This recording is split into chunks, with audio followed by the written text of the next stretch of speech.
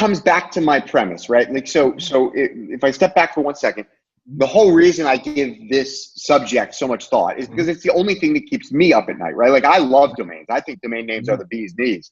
I think, domain names are the foundational infrastructure for the digital economy, which is the most important economy in the world. And I repeat this over and over, and it's like, okay, so where are my, threat vectors? And it's like, well, some new technology that basically replaces the current DNS system, like Namecoin, okay? And ultimately, my argument for why that's not going to happen is the same as why you might argue that there's not going to be any altcoin that'll replace Bitcoin. I'm making some assumptions here.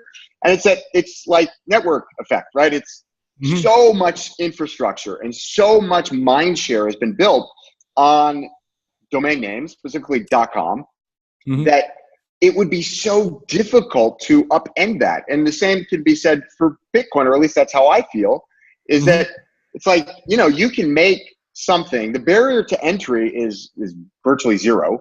And so you can just like copy the Bitcoin blockchain and make some tweaks and then launch a new altcoin.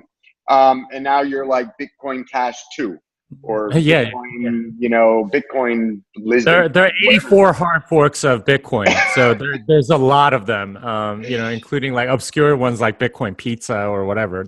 There's a lot of them. And most of them aren't worth anything for that reason. And I think you bring up Bitcoin Pizza.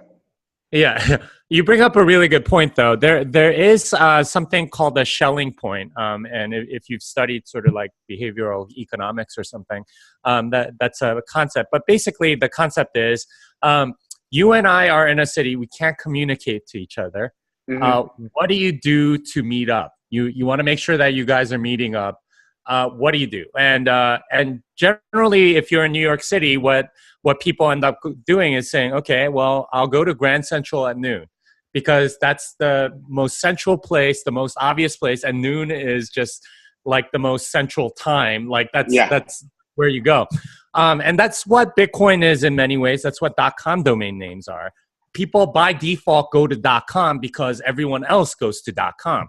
So in that way, you make that argument, and I totally agree that right now that is the Schelling point for domain names is .com. Like if you're thinking, okay, if you hear of a company name, the first thing you do is you go to that company name .com and hope you hit it, or maybe you Google it or something like that. And if it's anything else, you better specify. Otherwise, your customer or your audience is going to go to .com. Yeah, absolutely. And this was what like blockchain.info did for a long time is they had to advertise the fact that they were .info. I think they got the .com domain name, so they're now trying to say we're .com now. But that's a whole. And now they're trying to sue the .io. Right. Well, that's another whole thing. But that's something we want to talk about.